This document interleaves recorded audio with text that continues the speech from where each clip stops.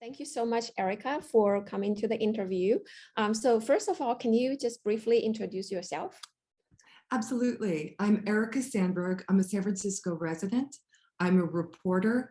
And I guess in many ways now you could consider me a San Francisco activist. So I don't even remember from when I stopped taking my young children to San Francisco. They're 5 and 7 now. So is that the common consensus that average San Franciscans have? They don't feel safe anymore in some parts of the city? Well, I think it's heartbreaking that you would stop taking your children to San Francisco. As a parent, I have a 19-year-old daughter. I raised my daughter here. I'm proud to have raised my daughter here. I don't want families to leave, and I certainly don't want families to not visit the city. And yet, I understand why people are leaving, and I understand why people are hesitant to come. Right now, we're in a very difficult and problematic position where our reputation has been so damaged that people are hesitant, even sometimes when they shouldn't be. This is not, you're not entering pure hell. It's still San Francisco. It's still an amazing urban community, and I'm very proud of it. Mm-hmm. Definitely. Do you feel like there's a consensus in San Francisco that there might be some sort of crisis? And are everybody on the same page, do you think? There is a consensus to a certain degree. It would be almost impossible to walk the streets of San Francisco, not all of them, but a good portion of them, and especially the highly concentrated areas, and say, we've got this right. This is a wonderful situation, and everyone feels safe and happy, and look how glorious it all is. That is not the situation. So the consensus would be, there's a problem. Where there is not a consensus is what is behind it and what will change it. So I think it would be very difficult to not look at what we have and say, okay, things need to change.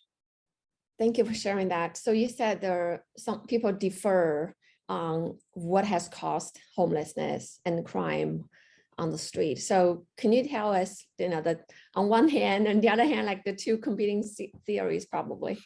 It is extremely distressing to hear people who claim to be experts say this is an income inequality problem. This is a housing issue.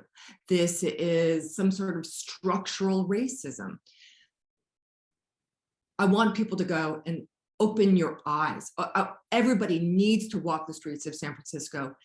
Open their eyes, use all of your senses to experience what is happening on the streets, and then come back and tell me this is income inequality or something else. Because what you will see, if you really are objective and you set all preconceived notions aside, what you're going to see, this is a drug and mental illness problem. And that's it. To deny that and to call it something else is not just being, you're being unrealistic, but it's also you're being unhelpful. You're not addressing the real need, the real crisis.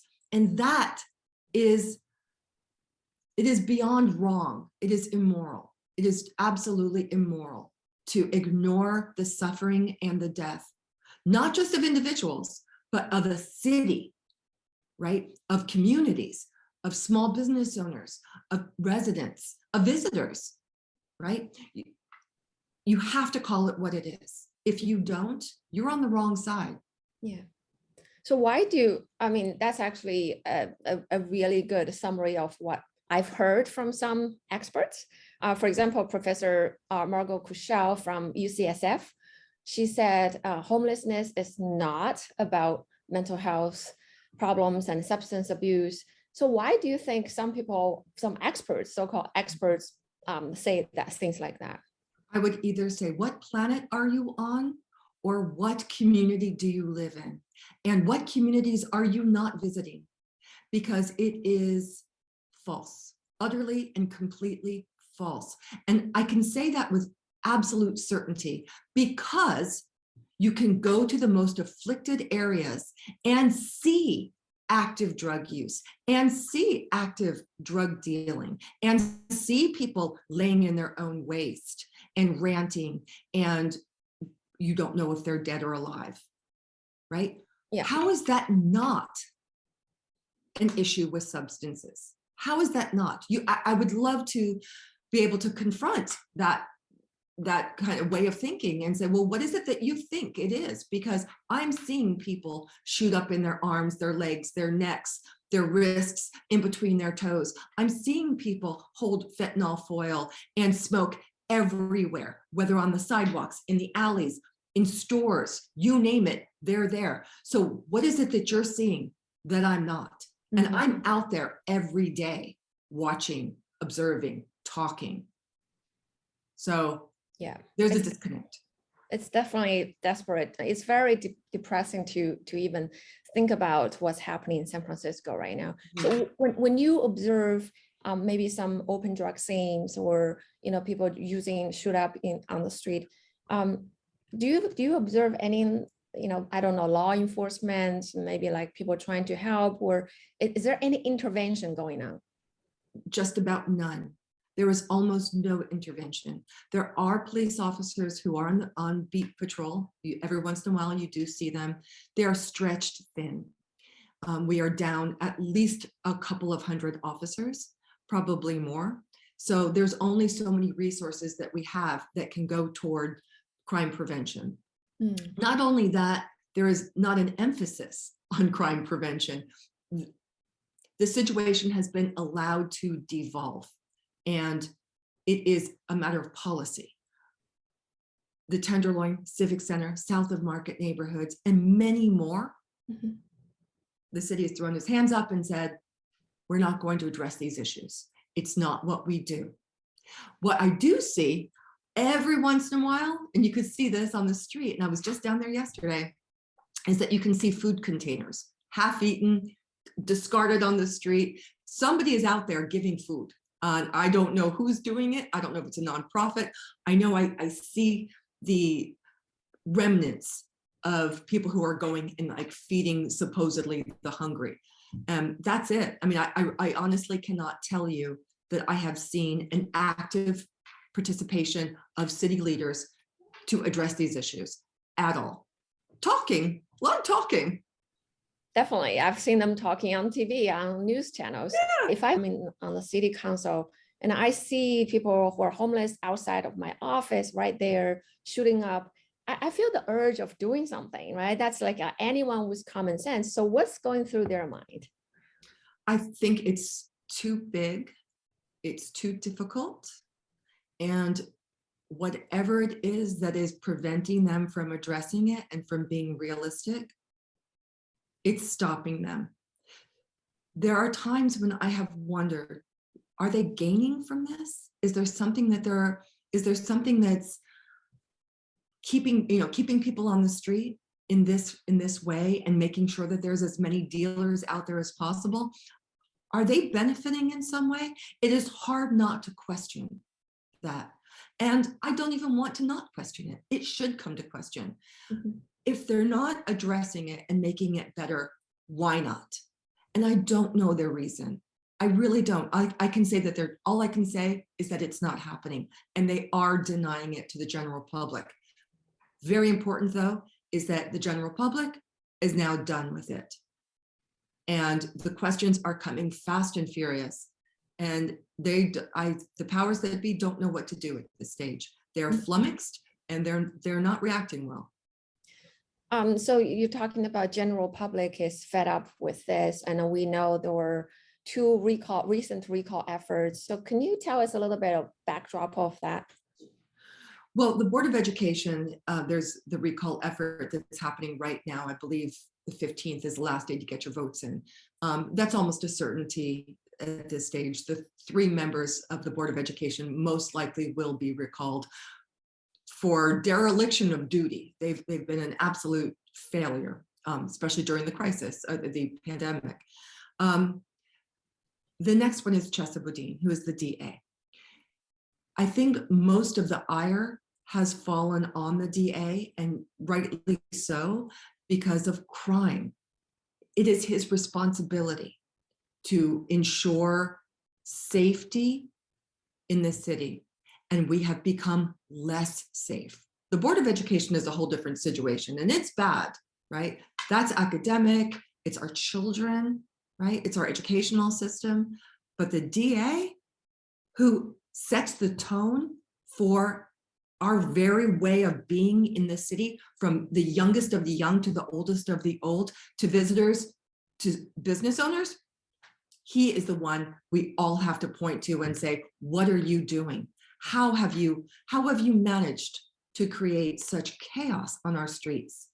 And I am disgusted by anybody who says it's not happening, because almost everybody who is here feels it, and they feel it because it is happening to them, their neighbors, their businesses.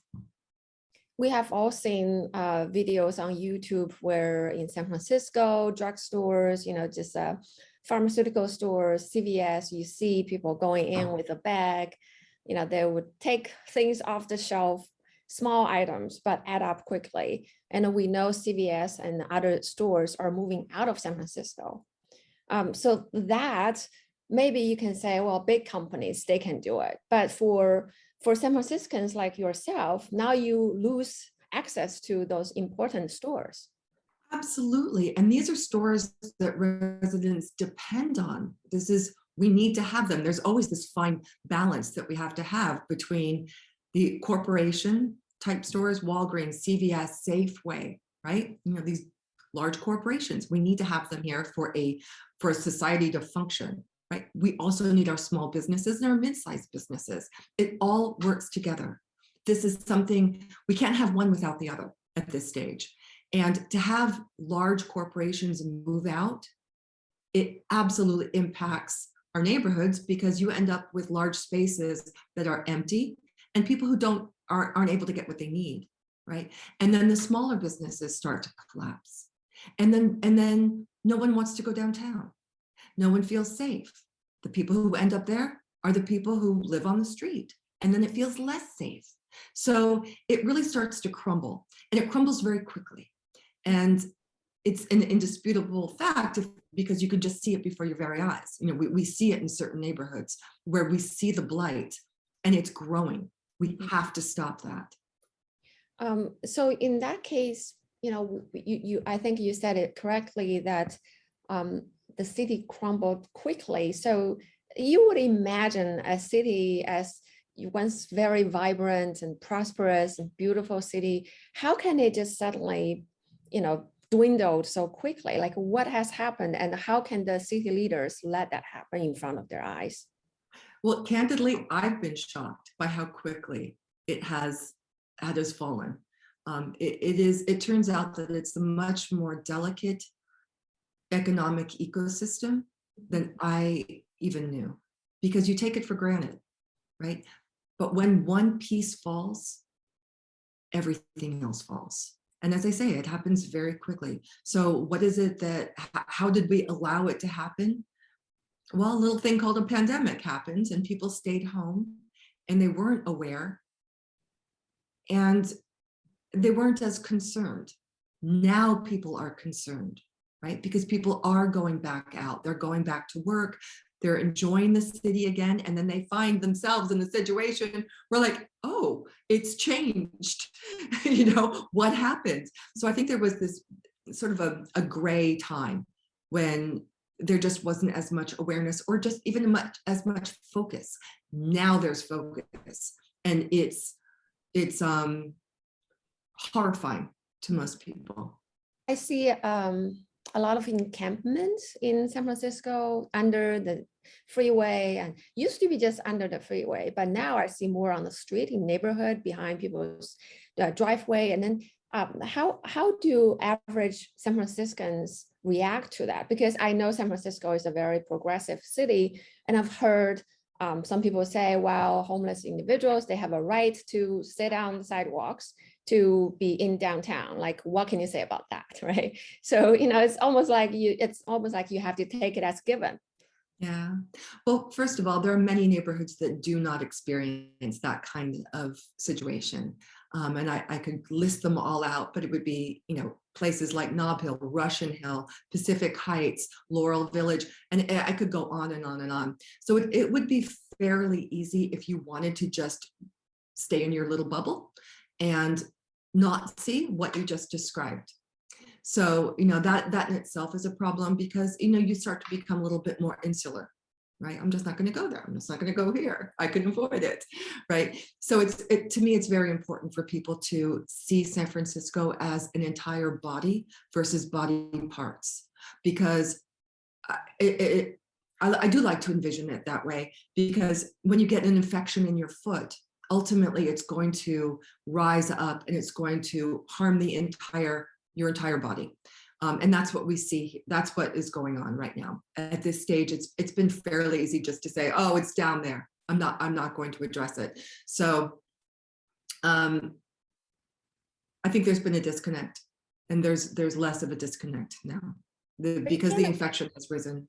I feel, yeah, exactly. I feel like the infection in the foods you cannot avoid, you cannot even just ignore that, because even for maybe wealthy families who may stay in their bubble during the day, but on the weekend they may want to go to opera show, they may want to go to the concert or downtown or restaurants. Absolutely, exactly, and it's not only that. So here you are, you're a family or you're a young adult couple or whatever your demographic is, right? But maybe you want to go shopping in Union Square, right? And you want to see the beauty and wonder of the old buildings and the great old department stores. And maybe you want to do some window shopping in the luxury places. And suddenly you realize things have changed. It's not as glamorous as it used to be. It's not as pleasant as it used to be. And you don't like it. For the most part, people are very disappointed by what they are seeing. I do really want to emphasize, though, all this can change. These are not permanent problems. I do like to use the analogy of a kind of a sick body, right? Hey, you can cure infection, right? We have the capability. We can do it. This is not a dire, we're all going to die and nothing will ever change. So we just have to change course. We have to completely stop what we've been doing, look at it objectively, and take a whole new approach, because what we're doing right now is not working. And that includes doing nothing, right? Ultimately, you have to do something. So what is that something? So where should we start?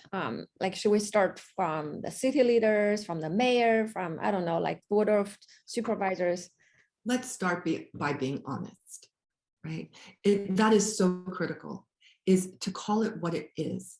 So enough with the whole, it's a housing crisis. 1 hour walking around the Tenderloin and the Civic Center, you will immediately and completely see that this is not a housing crisis. You see somebody who is rolling around in their own filth or half dead. You will never look at that person and say, we'll just put that person in a home, right? And everything will be fine. No, because that home, that apartment, wherever it is that they go, will be identical to what the outside is. They'll just bring the outside into the inside. So if they're setting fires on the outside, they're going to set fires on the inside. If they're using to such a degree that they're ultimately going to overdose outside, they'll do it inside. Housing is not the answer. It just isn't. What we need to say is, what is the real problem? The real problem is substance abuse and then mental illness that either is conjunction, it was either before or after, and definitely during, right? So address those issues. So that's the first thing, is that be clear, be honest, and don't be afraid to rock the boat. Don't be afraid to say, I was wrong. I was wrong. Right? Maybe I thought it was a housing problem before. It's not now. Let's move on in this direction then. Stop with the hubris, because that is going to kill you. After that, start making some very serious and clear changes in the way how we address drug dealing. People, we have now, this is something that's so important. We've now become a drug destination, drug tourism. People come here specifically to obtain and use, right? They come from all over the Bay Area, all over California, and all over the country. We need to stop that. We cannot be a drug destination. So what can we do in a practical sense? Get the dealers off the street, break up those drug scenes, not allow them to happen. They're out in the open right now. I could walk down and in 5 minutes, I could score fentanyl, methamphetamine, and anything else I want easily. No matter what I'm wearing, no matter what I'm looking like, I will be offered it. Stop that. We can do that. So I would say a large part is stop there. Offer people treatment on demand, and mandate treatment in many ways, right? I look at this. Can you imagine how we would treat somebody if they were, they had dementia, right? And they walked out onto the sidewalk and they don't know where they're going and they don't know what they're doing and they're hurting themselves. They're eating spoiled food or not eating at all. They're sleeping in a doorway, right? Would we just say, it's their right? No, we would say they have a sickness and it needs to be treated. And we need to step in and we need to be more proactive, and enough with the politics, right? This is a human being and we need to get them what they need. They are not able to make the choices that they need to make in order to be safe and happy and healthy. One of the things that is so also really important is to recognize that the harm reduction movement is zealotry. It has become very much religious. All they want to do is keep people alive. Well, I could keep a dog alive in a small cage, or somebody alive and having the worst quality of life ever imaginable. That's not enough. Keeping somebody alive is not sufficient. It is the absolute lowest possible bar, and it is not acceptable. And yet that's all you will hear. Well, we're keeping them alive. We're making sure that they are alive. What does this have to do with anything? Alive, and then what? That's, I mean, they don't address the then what. Alive to do what? You and I, we probably go home, we have our nice safe beds, everybody's clean and safe, maybe watch some television, go to the movies, have some nice cocktails out, have some drink. Why is it good for us but not them to have that quality of life, right? So start recognizing that harm reduction is just, it's not sufficient at all. I feel harm reduction for a lot of people, it's just like it's a nice term. It's like, oh, sure, I want to reduce harm to anyone, but for a lot of audience, they may not even know what it means. So can you tell us, like, how that is affecting how the government treats or intervene or not intervene in San Francisco? Sure. I mean, harm reduction is a philosophy, where you've got to keep people who are using whatever drug that they use, right? We're going to not have any stigma, right? We don't want to make them feel bad. We want to make sure that when they do use, that they use safely, they have clean supplies, that we keep them alive, right? We're going to help them not overdose. Narcan is a big factor in that, where somebody overdoses, you can administer Narcan and they're going to get out of their high and they're going to live for another moment, hour, day, who knows, until eventually they overdose again. So it sounds okay on the surface in some ways, and in some ways it is fine. It kind of started with the whole HIV issue, where dirty needles were a big problem. Because people were passing HIV from one person to the next by doing that. So why not give clean needles to everybody and we're fine? But it has gone off the rails. So now harm reduction incorporates passing out meth pipes. What does that do? Right? It's insane. Or giving out foil for people to smoke their fentanyl on. That doesn't make any sense to me. Thank you for saying that. It doesn't make any sense. And yet, if you do speak to somebody in the harm reduction community, they'll say, well, of course it does make sense, because we're not going to judge. And when they're ready for treatment, if they choose, then maybe they'll choose it. Nobody chooses treatment that way. It doesn't work that way. So it's really encouraging drug use, drug addiction. And I've been thinking about this a lot lately, and it's been hard for me not to come to this conclusion, is why do you want people to live in such tethered ways? Addiction means that you are connected to this drug. You can't travel freely. You can't take care of your children. You can't take care of yourself as well as you need to.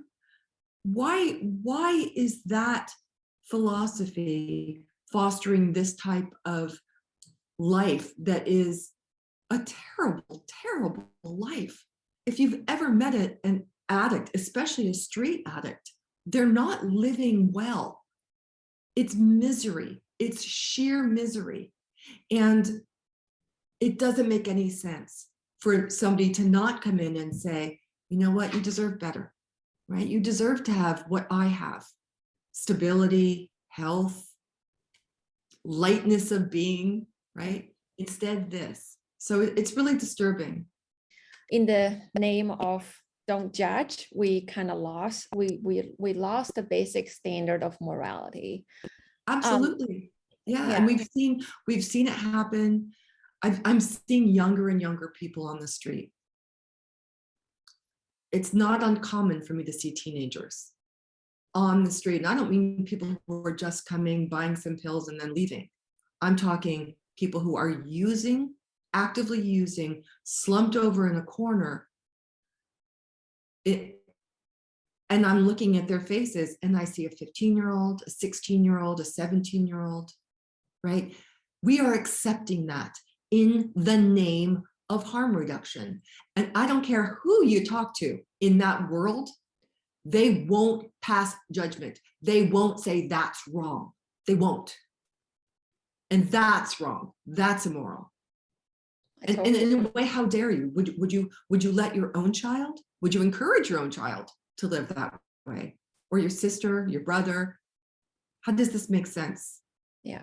And it doesn't make sense to the vast, vast majority of San Franciscans. So we're rising, which is great. Yeah, I'm so glad to hear that. I mean, I was going to ask you, so we know that New York City last November, they started to have supervised injection site for drug use. And San Francisco, I think, just opened the supervised injection site too. I think it just maybe last week or so. So how do average San Franciscans react to that? Well, the drug consumption site is actually, it's not supposed to be a drug consumption site. It was part of Mayor Breed's emergency plan to address the problems within the Tenderloin that she could not ignore. Nobody could ignore this. You go down there, you can't ignore it. So eventually she kind of banged her fist against the proverbial table and said, no more, we're going to change this and we're going to get people the help that they need. We're going to open up a linkage center. Anybody could walk in, get housing, get treatment, get food, shelter, get services. In a matter of days, it turned into nothing more than a hangout, a drug hangout. Now it is a de facto drug consumption site. It was opened a few weeks ago. And I've been a number of times, certainly seeing inside and outside what is happening within this center, which is supposed to be a place for people to get services, basically go to the next stage of their life, from terrible to hopefully to wonderful, right? That was the idea, and that's how it was sold to the San Francisco community. What we have instead is nothing more than exactly what you have outside these made up, these pretend walls, to what's happening on the inside. All the drug use, all the drug dealing, all the mayhem, it's identical. What's inside the linkage center is outside. What's outside is inside. There is zero difference. And that has caused embarrassment within the political structure here in San Francisco, and great sadness to people who actually believed that it would do something, that we were on our way to a better way.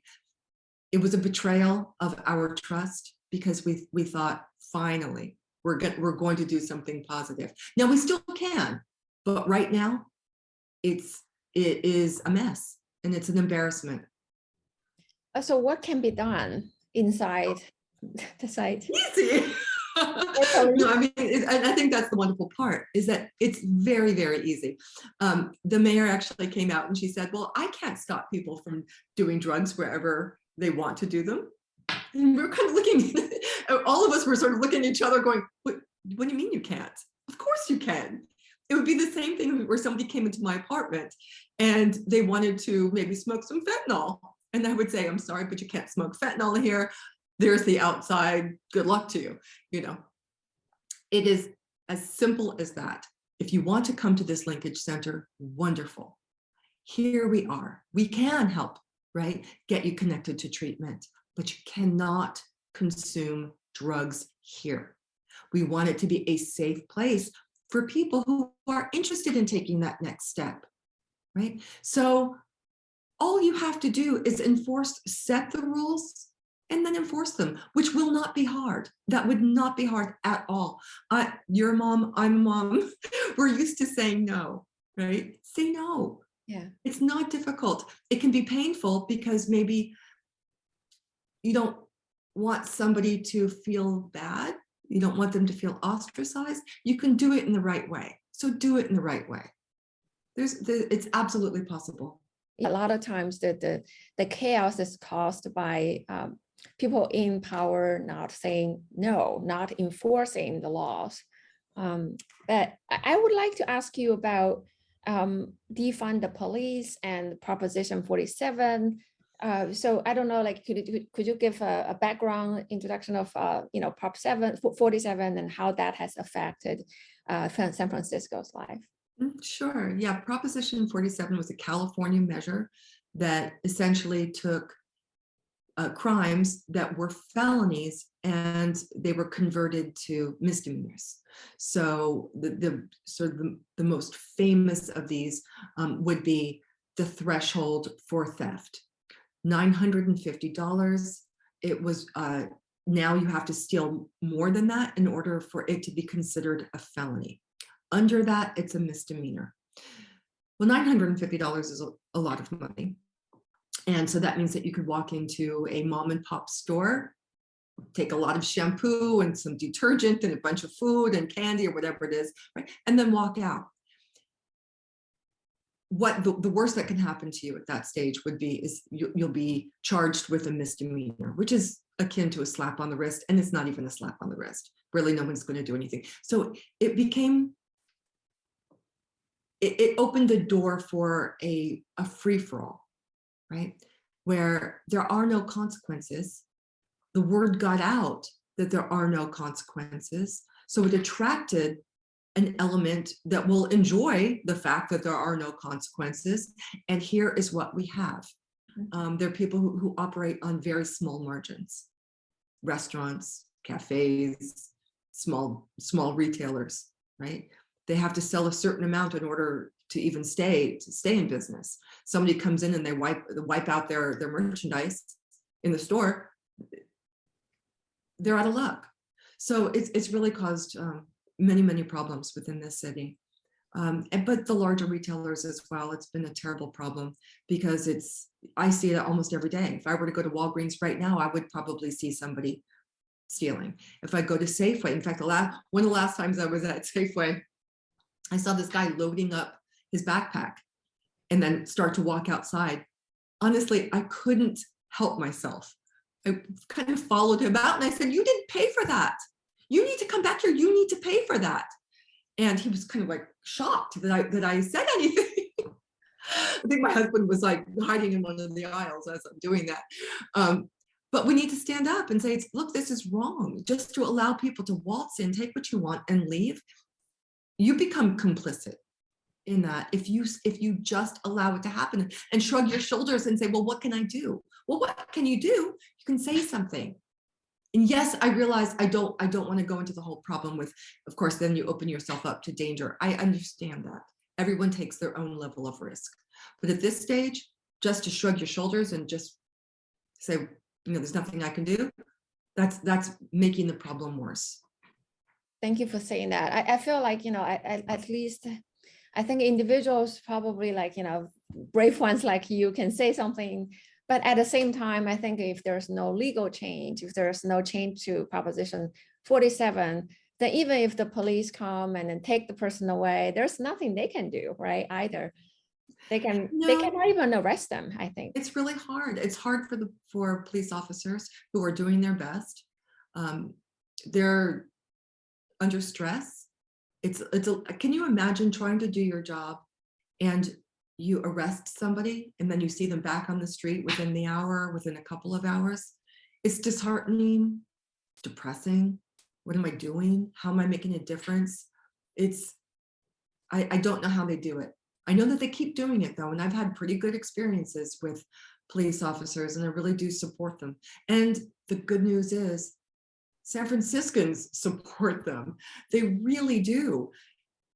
The tide has turned regarding the whole defund the police movement, right? We've seen the effect of not having enough officers out and about. It opens the door to criminals, to your own, I don't care who you are, somebody living in the worst neighborhood in San Francisco that's crime ridden and dangerous. You want cops out there. You do, right? You want to protect your children. To somebody who's living in a very affluent neighborhood, like they want to have their property protected, and everybody in between. So the defund the police movement has fallen apart. It really has. There is almost no support for it any longer. Only the fringe radical element is still into that. So I also want to ask you about out migration. So do you know anyone who moved out of San Francisco because they just can't handle another day? I think this is where we can kind of turn to some real positive perspective here. Is I saw a lot of people leave during the pandemic. And that makes sense. People were sort of moving hither and thither. Not too many people moving in, but a lot of people were moving out. And that made perfect sense, because why would you stay in a city that's under lockdown and under very difficult conditions and pay enormous rents, right? You're not getting all the goodies that go along with city life, right? You can't go to your restaurant, you can't go to your bars, you can't go hang out. You might as well just leave. So that made sense. It's slowed down though. I don't see very many moving vans anymore. The people who left. The people who are here. Now, some people are here because they can't leave, right? They've got some other issues. I know I have a friend whose elderly mother lives here and she's not leaving, so he's not leaving. Makes perfect sense. But a lot of people are here because they want to. And if you want to, you see what's around you. You see the problems. And these are now the people who are going, okay, this has got to change, right? This is why I'm here. I love this city, right? And I will not let it continue to devolve. That has taken our politicians and anybody in power completely by surprise. Like, oh, what do we do with these people? Right? They don't like what they're seeing and they're pointing the finger at us. Now what? Now what do we do? So it's a very interesting time to be in the city. So do we see any discontent? I mean, I'm not in San Francisco, so I don't see it. Like if you said, there were discontent from the normal citizens now live in San Francisco towards people in power. Like, how do we see that, right? People in power, do you have protests or do you like write emails or call them? Okay, so the elected officials are different than the unelected officials. So the elected officials have a lot to lose. You're either going to vote for them or you're not. If you're not going to vote for them, boy, you better do something to compel, right, some activity and some passion for that, right? It's totally different than the city departments that are not elected and they have a huge amount of power. And that's where the problem is. Right? Our board of supervisors, they're going to change. They change every 4 years, right? We are going to elect a better board. It's happening. I know a lot of people who are running. Change is in the air. It really is. I'm very excited about that. What's most disturbing are like the departments Department of Public Health, and the Department of Homelessness. These are people who've been here for a long time. They have their own ways of doing things. They can't really be fired, but they're making these decisions for the city that is destructive and very upsetting. And when people finally are starting to be aware of it, it's a little bit shocking, because then you think, well, what am I going to do? How can we get rid of these people? They're not, we can't just throw them out of office. They're not in office. They're government employees. And let me tell you, it's not easy to get rid of a government employee. So that is the problem. What kind of decisions do they make that adversely affect San Francisco? I'm glad you asked. I think the most egregious issue is the Department of Public Health and how they have addressed the addiction and mental illness problem in this city. They have an enormous budget. I believe it's $2.7 billion annual budget. We do not have, they are responsible for the health of this city. Do we have a place for everybody who needs treatment to go? No, we do not, right? Why do we not? They are the ones who make that decision. Why do we not have mental health beds? And the kind of support that people need to get better? Where is it? Right? So that's a major problem. Instead, they promote harm reduction. They have this a division of their department is the DOPE project, drug.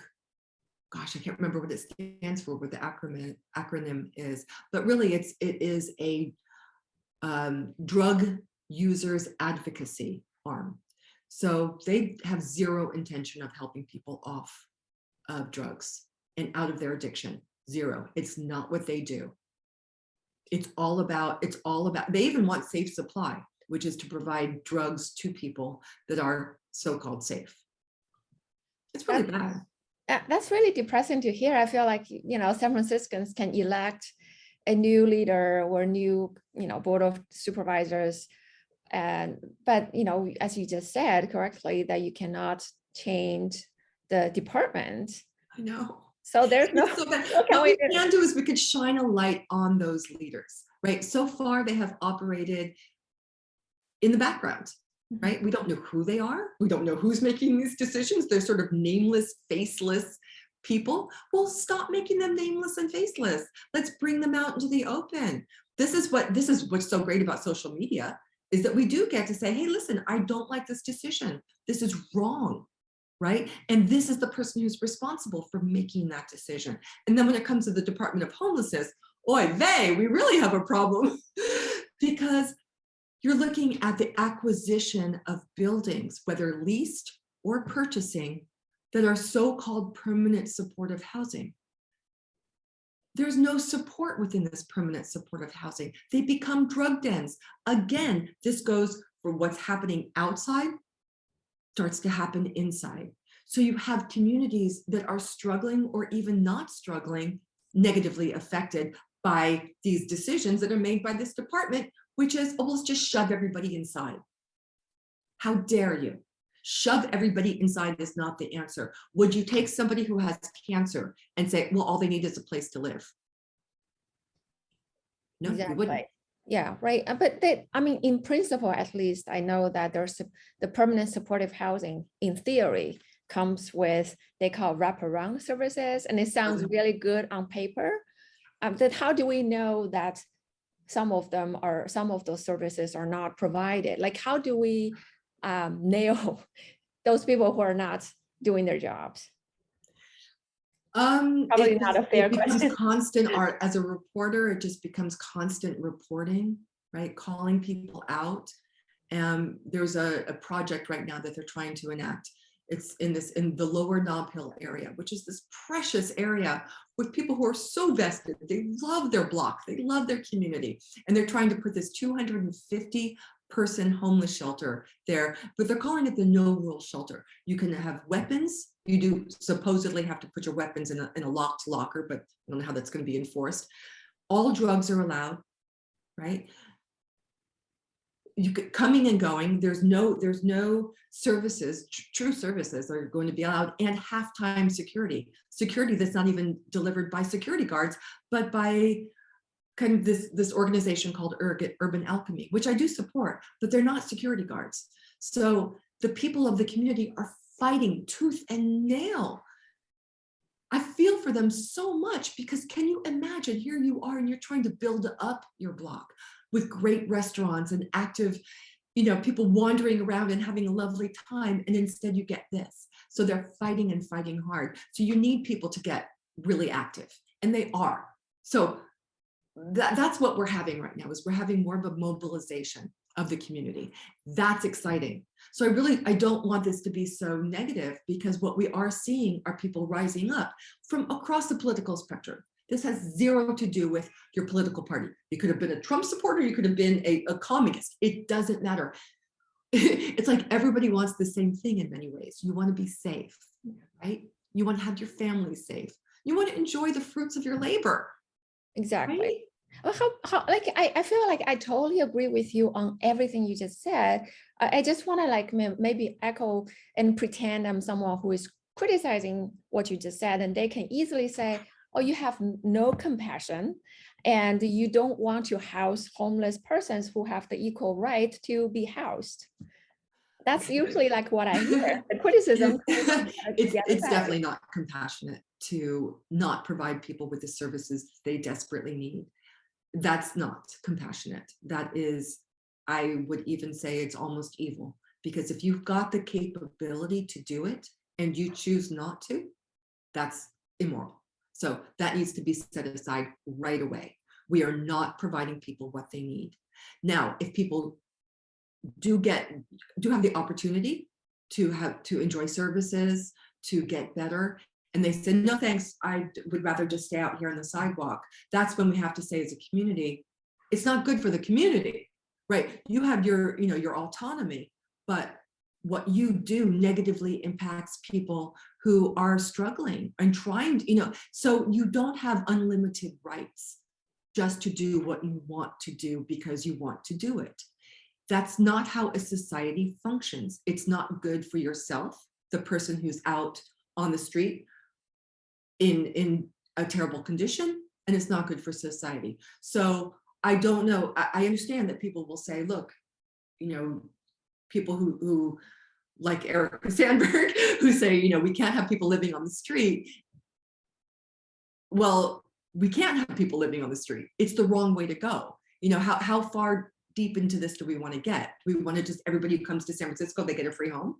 That's not sustainable, right? It's not economically sustainable, and it's certainly not sustainable to a healthy community, because then what do you get, right? You get people who are vested, fed up, and then leaving, right? And then you get people who are not capable of being independent, becoming dependent, and not contributing to the city. So it doesn't make sense.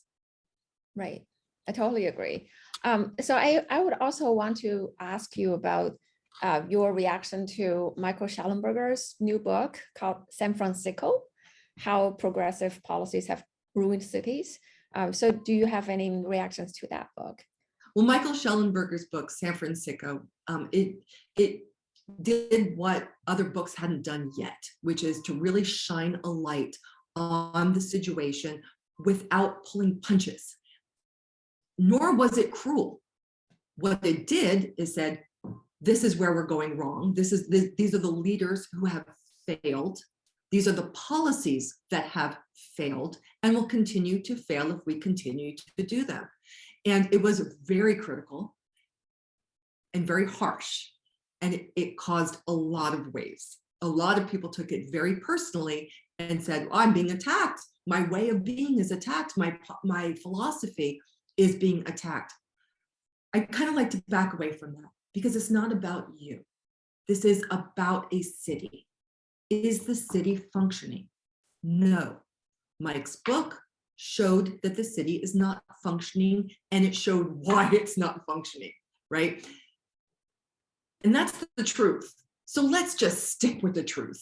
we needed it. We needed that book to come out, and we need a lot more books like it to come out from different perspectives, who are authors and reporters who are willing to step out and make some waves, because we need it desperately. And it's beginning to happen.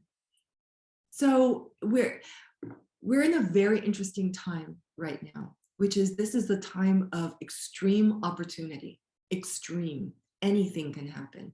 Leaders are coming up who I didn't even know were leaders, right? People are stepping up and saying, well, I'm going to do something, right? And they're making waves. You look at the school board about what happened. These were just parents. You know, these were not activists. So it's exciting to see what has come up. Mike Schellenberger is just one man who's done something remarkable, which is create kind of a flurry of activity within the city government, right? But there are many more. And so I'd say this is just the beginning. It's just the beginning. And I would say anybody who's in the old school, you should be worried. You should be really worried. Thank you for sharing that. That's great. That's so inspiring to hear. I like San Francisco a lot. I hope in the future, hopefully not too far in the future, that I can take my kids back to the nice museums, to the zoo, to just walk around freely without being worried. Well, I consider it a slow move. It's like a cruise ship versus a speedboat, right? It takes a while for a cruise ship to turn, right? But eventually you start to see the arc. It is turning, right? So that's an undeniable fact at this stage, because we're seeing so much pushback. We're seeing a lot of people who say, I am really not interested in backing any politician who is going to continue with the status quo, right? But you do have to take the time. You've got to have new candidates. It's a time-consuming process. However, it is happening. There will be a day that I'm sure that San Francisco is going to be what it was, or in a different way. You know, I loathe the term new normal. It's just going to be San Francisco. It's going to be San Francisco in the future form. And I'm pretty excited. Well, thank you so much, Erica, for speaking with me today. We really appreciate your support, and please stay well and healthy. Thank you so much. Thank you so much for including me and everybody else. Even if people who have different opinions, I'm excited. We should have this dialogue. We really should. Yes. Thank you.